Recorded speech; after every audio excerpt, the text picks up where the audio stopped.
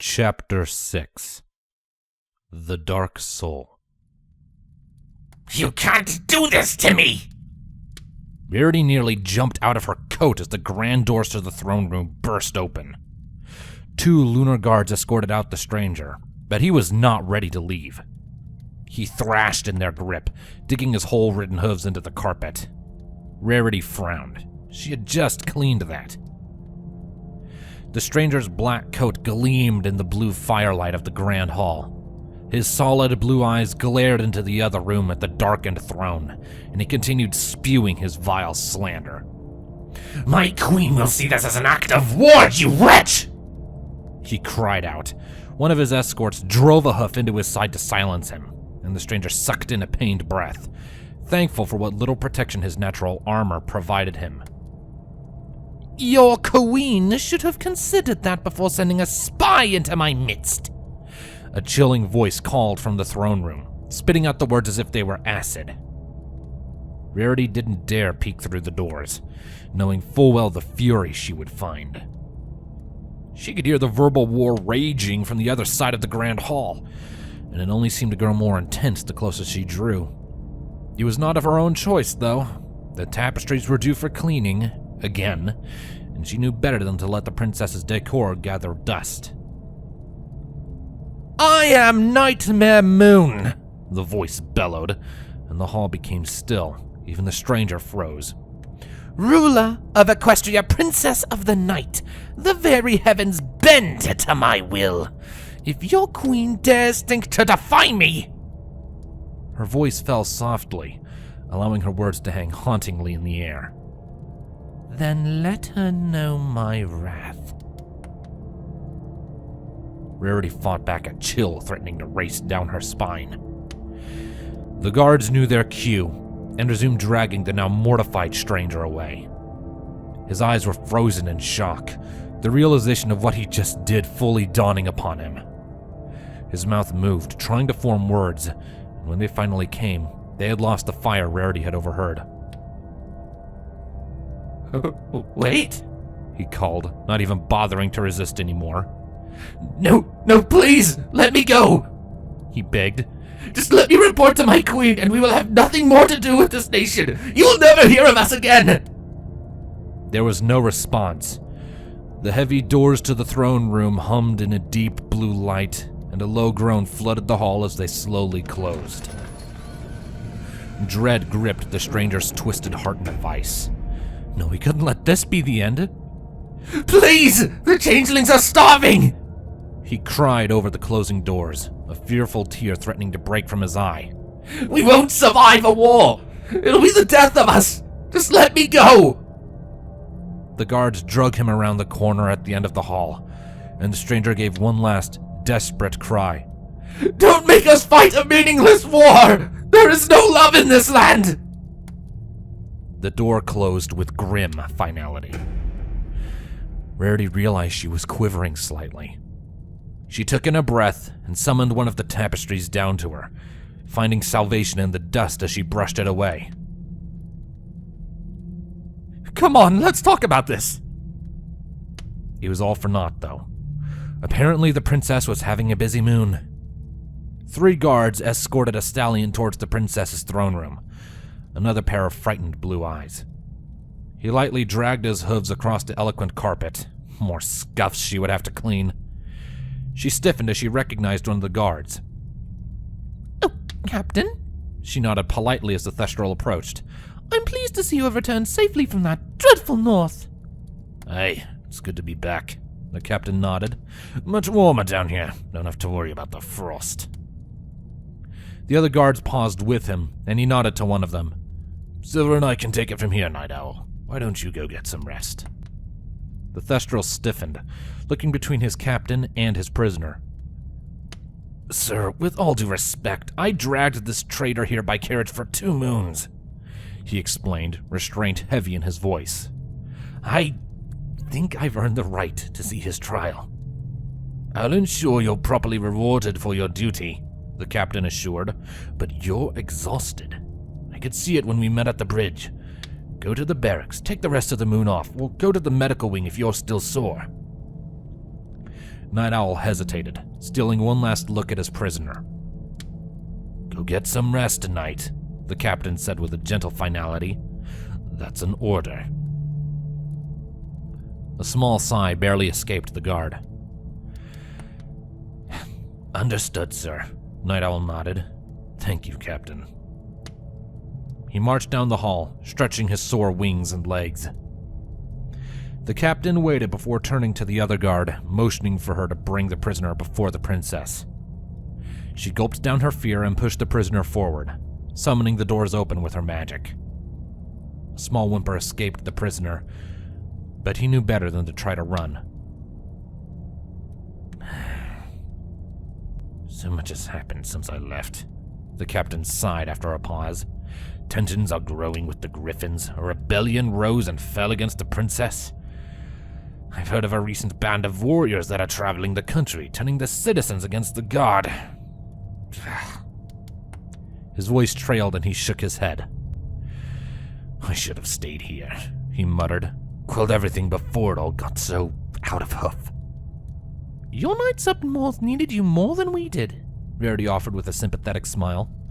"The princess has protected us well enough, and I'm sure your presence itself helped rally the knights to push back that old king."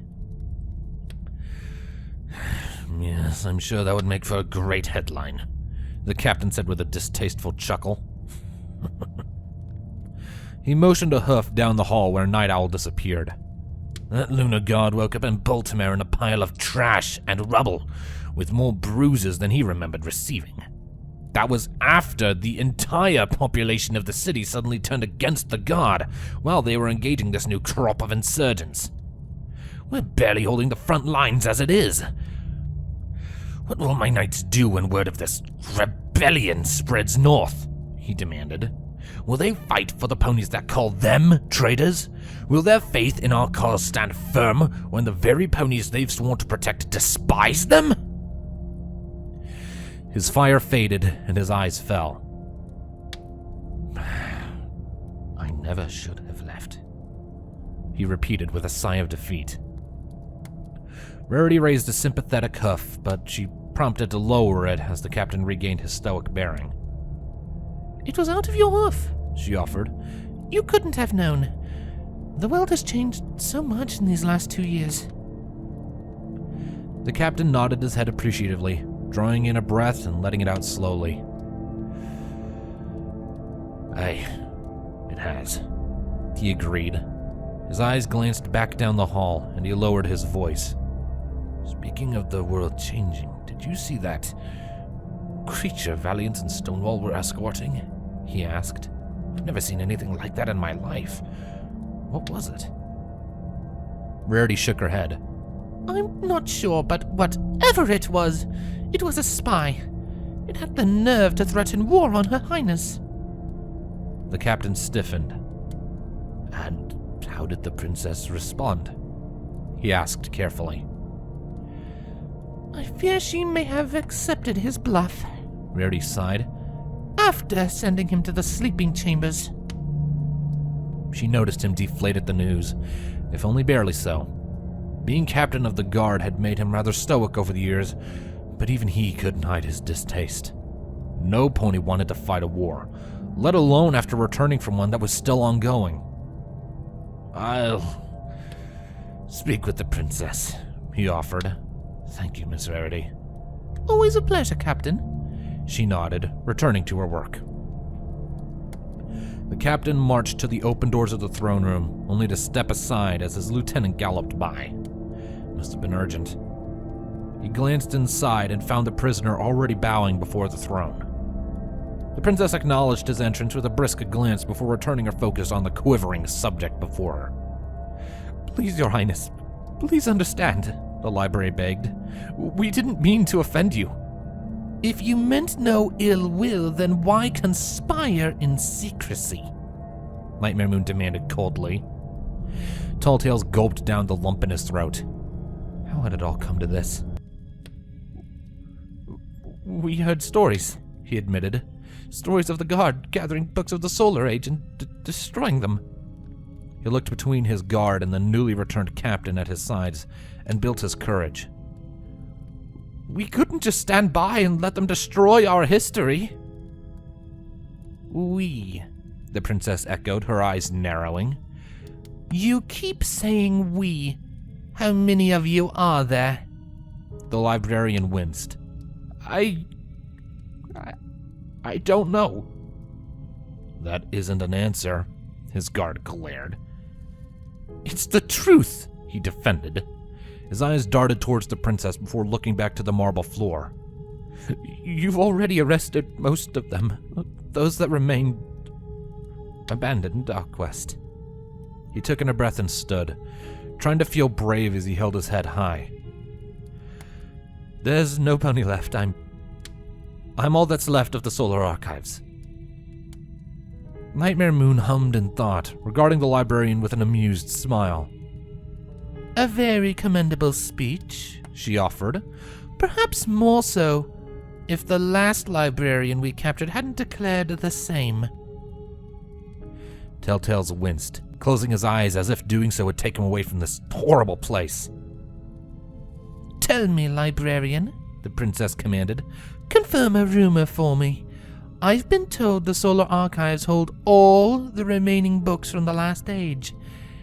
Is this true? Ice ran through his veins. He didn't dare answer, and in his strained silence, Nightmare found all that she needed. Good. She nodded approvingly. She then turned her attention to the guard, and she straightened to attention. Hear my decree, she commanded. On this night, I hereby condemn the Baltimore Library to be razed to the ground and the remains burned to cinders. What? Tales sputtered. The guard and captain held him back as he attempted to rise defiantly, but they couldn't stop his voice. No, you can't! There's nearly 1,000 years of history in those archives. Our history! A false history, Nightmare corrected him.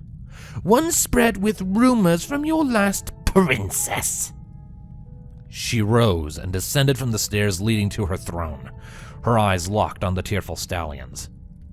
Do not worry, she cooed. The truth will be revealed, and generations from now, ponykind will learn it. Adhere to it. The world will be free from the lies spread by the other. Tall Tales quivered in his captor's hooves. He never realized how tall the Princess of the Night was until she stood fully before him. Her wings spread large and her horn was sharp as a blade. Her astral mane hung in the air like a night sky, moving and weaving as if it was alive. He feared it might reach out to strangle him, and that the last thing he would see would be the stars in those cold reptilian eyes.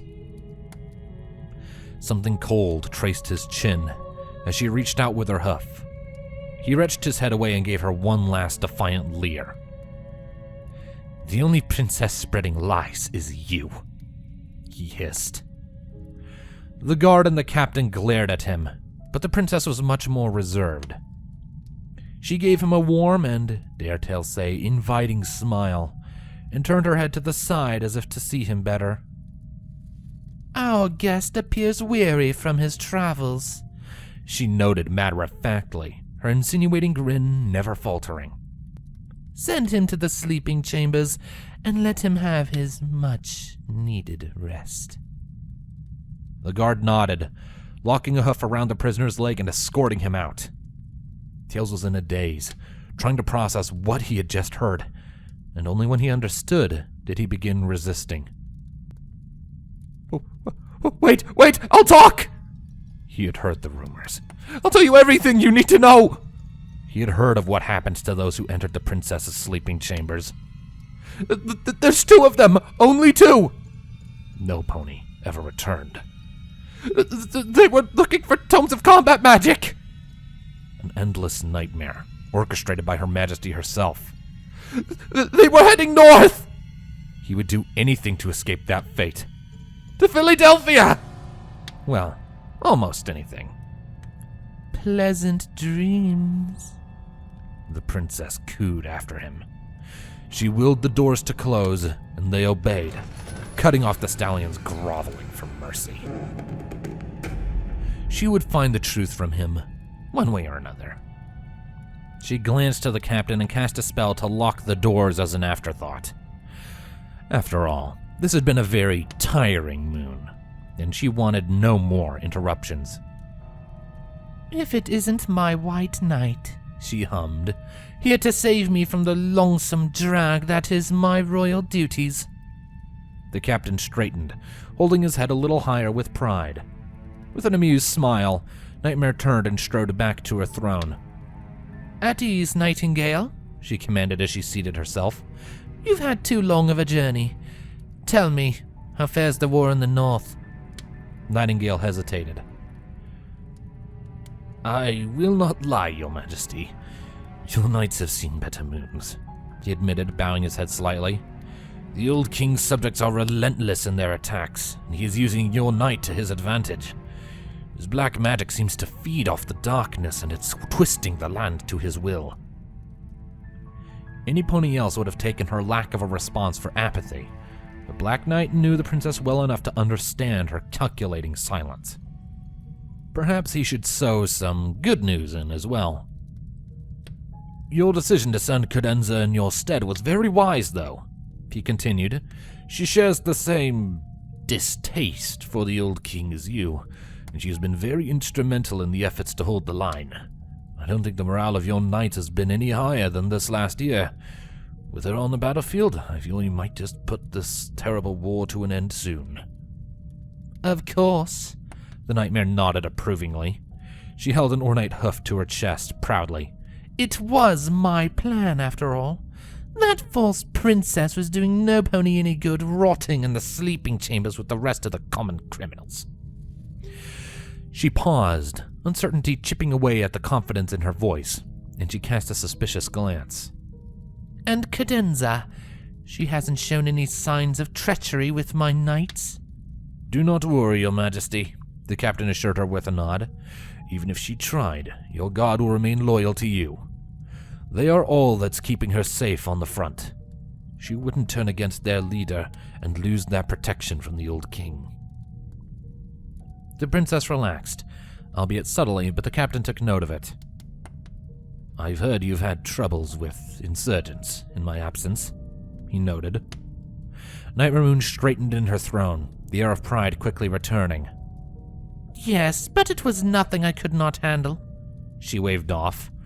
Her lips pressed into a small frown and she shook her head. "Still, the nerve of those ponies.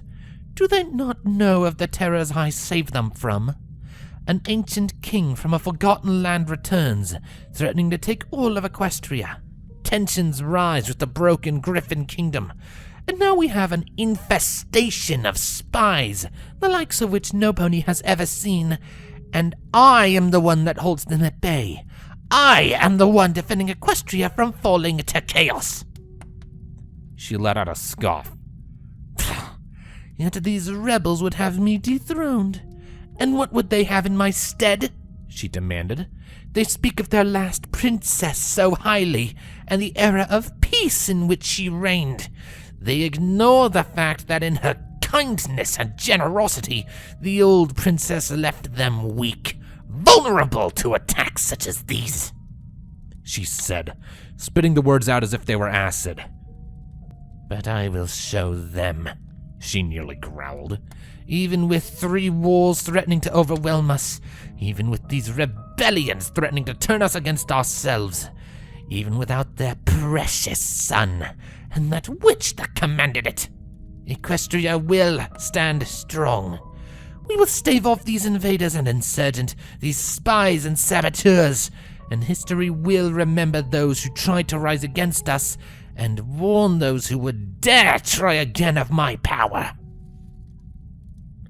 "Perhaps you shouldn't wait for history to remind every pony why you hold the throne," Nightingale suggested softly.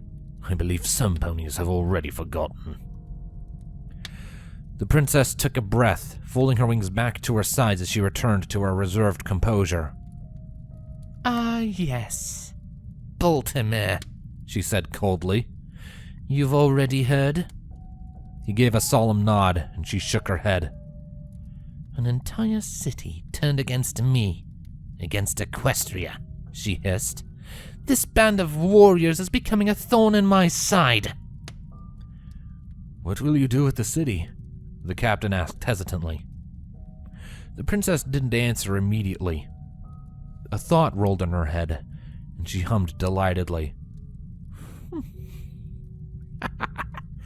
I will make an example of them, she announced as she rose from her throne.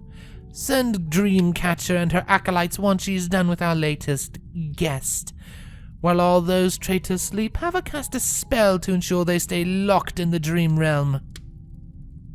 Her voice trailed slightly as she stared off at something only she could see. A wolf's grin threatened to split her muzzle. A week-long, uninterrupted nightmare. More than enough to remind them the fate of those who would turn against me. Wouldn't you say? More than enough, Your Majesty. Nightingale agreed with a nod. Nightmare Moon nestled herself back in her cushioned throne, humming to herself in thought. Speaking of Dreamcatcher, she should be finished with the librarian by now, she noted, an excited grin slowly taking over. It is time I paid our guest a less formal visit. Stand by, Captain. I may have a new assignment for you yet. With her magic, she reached out to the Dreamlands, and it answered her beckon. Before her eyes, shadows came to life, stretching and consuming the throne as they raced to her. She closed her eyes as the soothing and familiar sense of weightlessness washed over her, and when they opened, she found herself in a realm filled with the thoughts and passions of all her subjects. Her fangs flashed in the ambient light, and she gave a playful smirk. Now where are you, my little pony?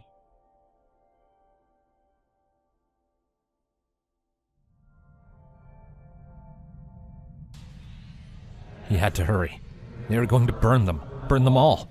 All his life's work. All his friends' life's works.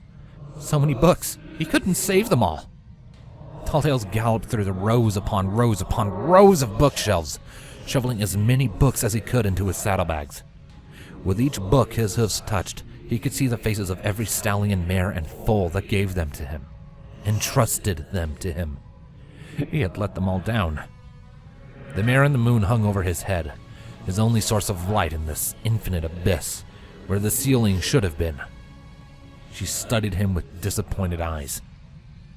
How could he have failed her so? His bags were full. Again, this made for the third set. But there's still so many. Tails turned back and galloped to the stairs. The other bags were waiting in his office. He would have to grab a new one and keep working. He slid to a halt at the base of the stone steps, frozen in fear. Cold reptilian eyes glistened in the shadows far up the stairway. In a hurry, librarian? The nightmare asked. Tails took a step back, and then another. No, he stammered. No, you can't be here. Not so soon. I didn't have enough time. Shadows stretched out from the darkened stairwell, reaching out for him like claws. Please, did you really think you ever would? The nightmare cooed. Tails backpedaled farther away as the eyes descended. A body as dark as a starless midnight formed to complement them, contrasted by a blue ethereal mane made of a galaxy of stars.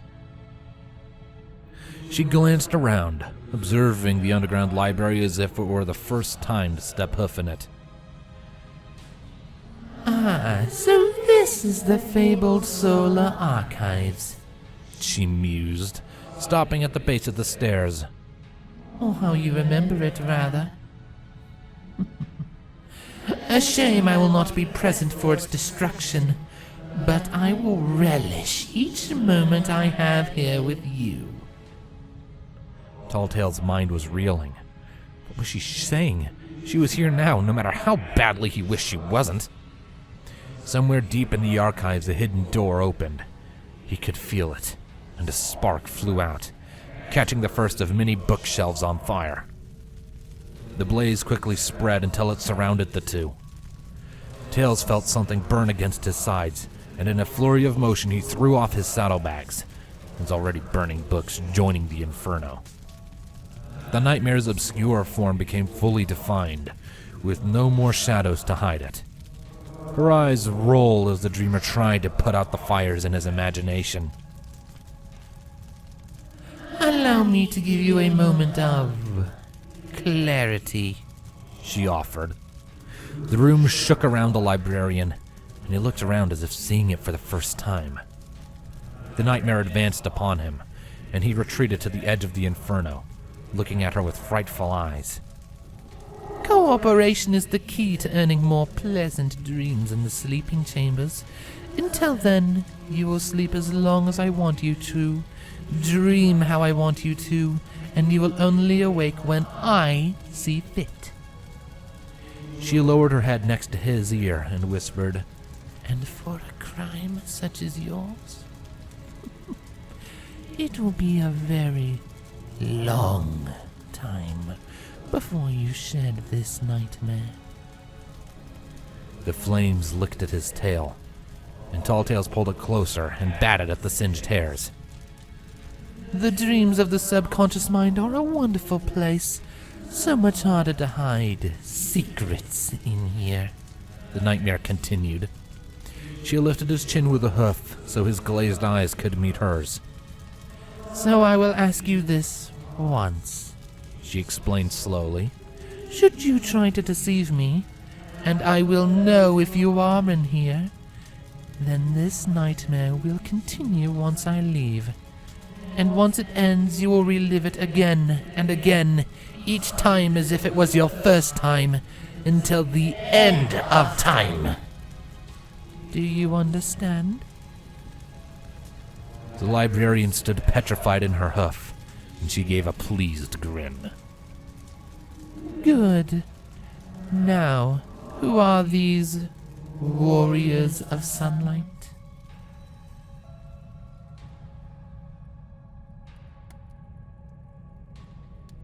Captain Nightingale straightened to attention, and his princess returned to the waking world.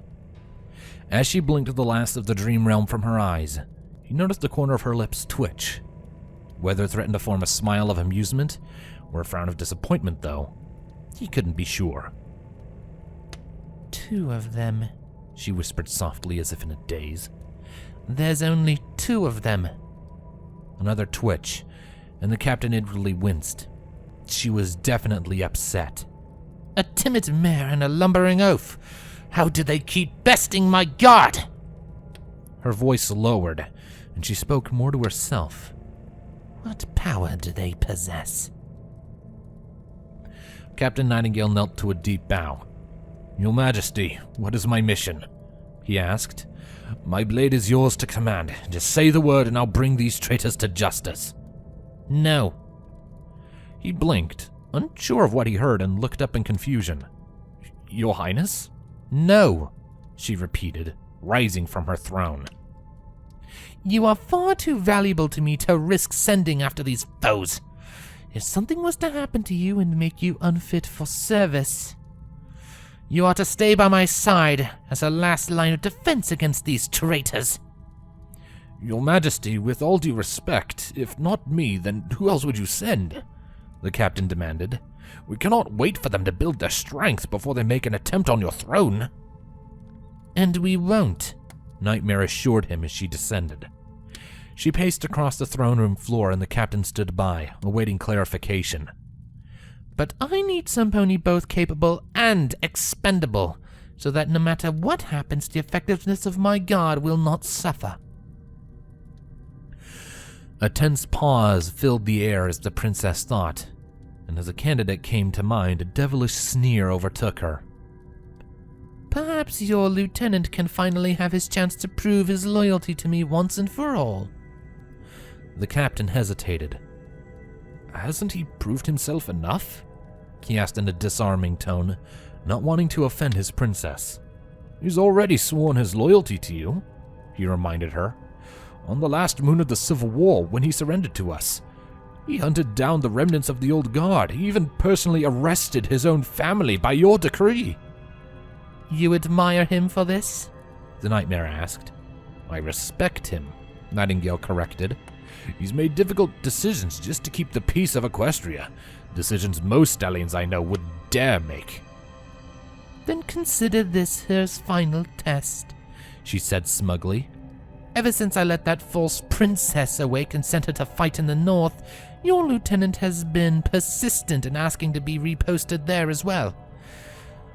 On his successful capture of those insurgents, I will be assured of his loyalty, and he will be reassigned to the frozen north, where he can finally be reunited with his beloved Cadenza and fight alongside her. The captain opened his mouth to object, but opted to promptly close it. The front lines of the north was a fate he would not wish on any pony, even those eager to serve.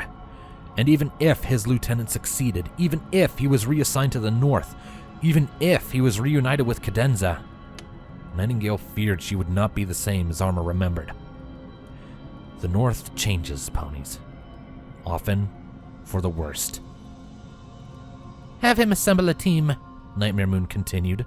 Small enough to move quickly, but large enough to be effective. They leave in the next 2 moons to Manhattan. Hopefully, they'll be able to stop these insurgents before they find what they're looking for. What are they looking for? Nightingale pressed curiously. An old magic, the princess grimaced, thinking back to the librarian's nightmare. One that rivals my own. They are far from hiding it, but it would be in our best interest to stop them before they spread their rebellious lies to a city as unstable as Manhattan. The captain nodded, and she turned back to her throne. Will that be all, Your Highness? He asked. She paused as she reached the base of her throne. No, she said thoughtfully, her lips pressed into a devilish smile. Ready the dragon as well. It will accompany them to Manhattan. The captain paused, eyeing his princess wearily. Your Highness, he's still young and so small, Nightingale pointed out worriedly. Are you sure you want to send him? The small chortle escaped her tickled smile. But it has grown so much in your absence. No pony would be the wiser, she eagerly explained as she ascended the steps to her throne. And the indoctrination has been going well.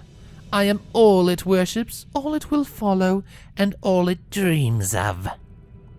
A sly smile threatened to split her face. I made sure of it.